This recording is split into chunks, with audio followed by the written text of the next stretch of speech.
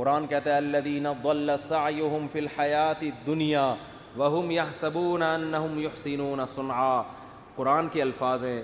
بھائی ہندو یہ نہ سمجھیں کہ میں تو اسلام کی بات کروں گا نا, آپ کا مذہب اگر یہ کہتا ہے تو ٹھیک ہے بھائی, آپ اس کو فالو کریں, آپ کو نہیں سمجھ میں آ رہا تو ہم کیا کہہ سکتے ہیں. لیکن ہمارا جو مذہب ہے وہ ہمیں کیا کہہ رہا ہے, وہ یہ کہہ رہا ہے کہ الذین ضل سعیہم فی الحیاۃ الدنیا, کچھ لوگ دنیا میں ایسے ہیں کہ جن کی کوششیں برباد ہو جائیں گی دنیا میں, حالانکہ وہ یہ سمجھ رہے ہیں کہ وہ بہت اچھا کام کر رہے ہیں. دیکھو ایک آدمی غلط کام کر رہا ہوتا ہے, غلط کو غلط سمجھ کے, اس کو پتہ ہے بھائی چرس پینے کا آخرت میں کوئی ثواب ملے گا, اور چرسی کو امید بھی نہیں ہوتی. وہ کہہ رہا ہو یار مجھے پتہ ہے آخرت میں بربادی ہے لیکن اب مزے اڑا لوں تھوڑی دیر کے.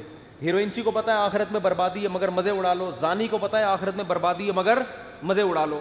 لیکن کچھ لوگ ایسے ہوتے ہیں جو بڑی محنت کر رہے ہوتے ہیں, اپنی حلال خواہشات کو بھی قربان کر رہے ہوتے ہیں, اور وہ سمجھ رہے ہوتے ہیں آخرت میں مل جائے گا بدلہ. اللہ کہتے ہیں نہ دنیا میں ملے گا اور نہ آخرت, کیونکہ پیپر جو اللہ نے بنایا ہے نا اس کو فوکس کرنا ہے آپ نے.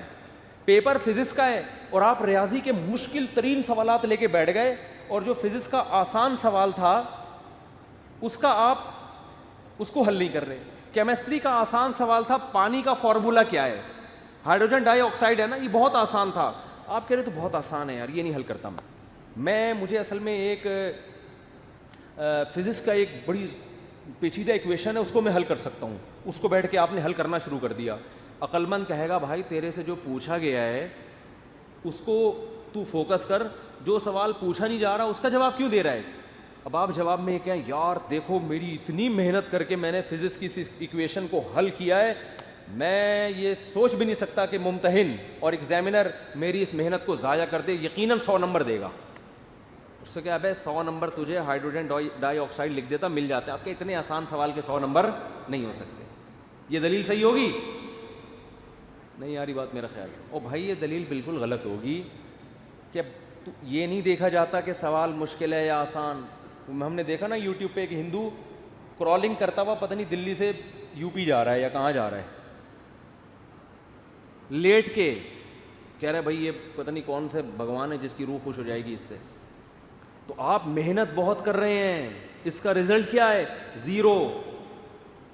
نبی صلی اللہ علیہ وسلم کو اطلاع ملی نا کہ ایک پیدل حج کرنے جا رہا ہے کوئی, منت مانی بھی اور طاقت بھی نہیں تھی. آپ نے فرمایا اللہ کو اس کی ضرورت نہیں ہے کہ تم اپنے آپ کو اس مصیبت میں ڈالو, یہ تو تمہاری اپنی تمہاری وہ ہے نا. اگر آپ میں استطاعت نہیں اور آپ پیدل جا رہے ہیں حج کرنے کے لیے تو یہ وہ چیزیں ہیں جو آپ نے اپنے اوپر لازم کر لی ہیں. تبھی قرآن کہہ رہا ہے لا تحرموا طیبات ما احل اللہ لکم, جو پاکیزہ چیزیں اللہ نے حلال کر دی ان کو حرام مت کرو, اپنے اوپر خامخواہ کی پابندیاں مت لگاؤ.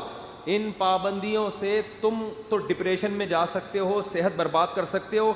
یہ ہم سے امیدیں مت لگانا کہ آخر میں تمہیں آخرت میں اس کا اجر ملے گا. 0 نمبر ہوں گے تمہارے, بلکہ الٹا گناہ ہوگا. مفتی صاحب حج کی فضیلت اور نہ کرنے کے وعید. ایک روایت میں آتا ہے کہ جو حج جس پر لازم ہوا وہ حج نہ کرے تو وہ یہودی ہو کے مرے, عیسائی ہو کے مرے, مجھے اس کی پرواہ نہیں ہے. اور قرآن کے الفاظ دیکھو کہ وَلِلَّهِ عَلَى النَّاسِ حِجُّ الْبَيْتِ مَنِ اسْتَطَاعَ إِلَيْهِ سَبِيلًا, اللہ کے لیے لوگوں پر لازم ہے کہ جو بیت اللہ جانے کی استطاعت رکھتے ہیں وہ بیت اللہ کا حج کریں. آگے قرآن کے الفاظ دیکھو وَلِلَّهِ عَلَى النَّاسِ حِجُّ الْبَيْتِ مَنِ اسْتَطَاعَ إِلَيْهِ سَبِيلًا. آگے کیا الفاظ ہیں؟ وَمَنْ كَفَرَ فَإِنَّ اللَّهَ غَنِيٌّ عَنِ الْعَالَمِينَ. جو انکار کرے گا تو اللہ تمام جہان والوں سے غنی ہے. کیا مطلب؟ بہت بڑی دھمکی ہے کہ جو نہیں آئے گا نا استطاعت کے باوجود, اللہ کو اس کی کوئی ضرورت نہیں ہے. یہ جب دھمکی کے الفاظ واضح نہیں ہوتے نا, مبہم ہوتے ہیں, تو بلاغت کا قاعدہ ہے کہ یہ دھمکی چھوٹی نہیں ہوتی بلکہ بہت بڑی ہوتی ہے. تو اللہ کہہ رہے ہیں مجھے پھر تمہاری ضرورت, مجھے تمہاری کوئی ضرورت نہیں ہے. تو اسلام کا ایک رکن ہے. آج کیا ہوتا ہے, میں حج پہ جب گیا تھا, افسوس کے ساتھ کہنا پڑتا ہے کہ سارے بڈھیاں آ رہی ہوتی ہیں حج کے لیے. ٹھیک ہے, اللہ ان کو اس عمر میں توفیق دے رہا ہے, اچھی بات ہے, نہ آنے سے بہتر تھا کہ چلو اب آ گئے. میرے بھائی یہ جوانی کا کام ہے, سمجھتے ہو؟ جب جیسے ہی پیسہ آئے سب سے پہلا کام کیا کرو؟ حج کرو.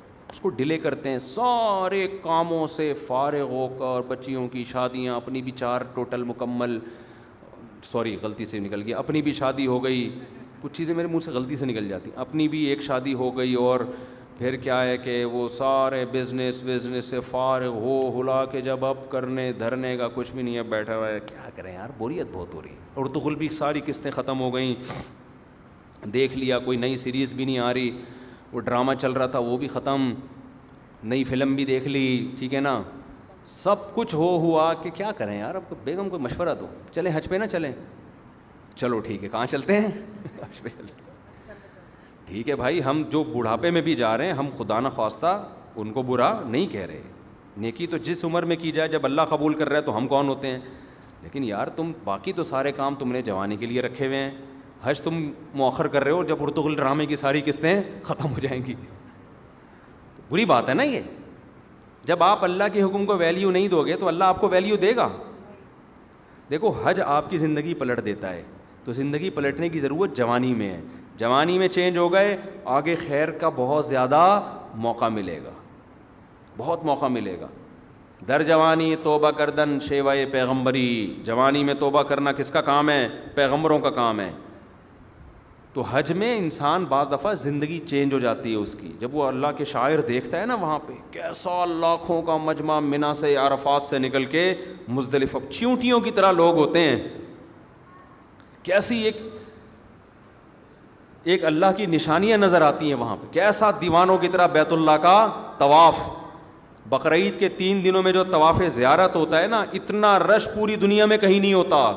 لاکھوں روپے لوگ خرچ کرنے کے گئے ہوئے اور اللہ کے گھر کے گرد گھوم رہے ہوتے ہیں. ذرا کبھی چھت سے کھڑے ہو کر حرم کی چھت سے دیکھا کریں, ایک انسانوں کا سمندر ہے اور وہ سارے بیت اللہ کے گرد دیوانہ وار گھوم رہے ہیں. یہ اسلام کی عظمت دیکھنے کا موقع ملتا ہے, اس سے انسان کے اندر دل تبدیل ہوتا ہے. حج میں بڑی قربانیاں دی جاتی ہیں, اور حج تو ہے ہی ساری دیوانگی. حج کے اکثر احکام ایسے جن کی بظاہر کوئی لاجک نہیں ہے.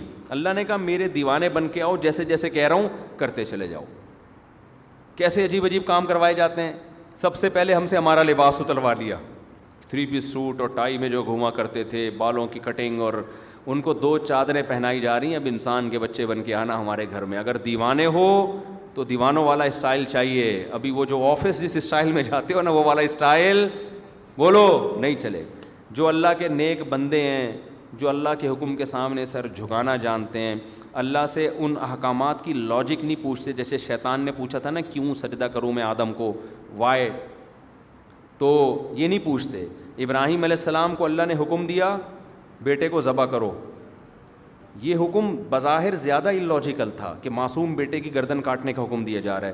شیطان کو جو حکم دیا سجدہ کرو, یہ اتنا اللاجیکل نہیں تھا.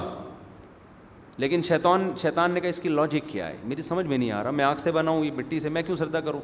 آدم علیہ السلام کو اس سے زیادہ عجیب حکم دیا کہ اپنے معصوم بیٹے کو اپنے ہاتھ سے کاٹ دیں, ذبح کر دیں. سوری, ابراہیم علیہ السلام کو.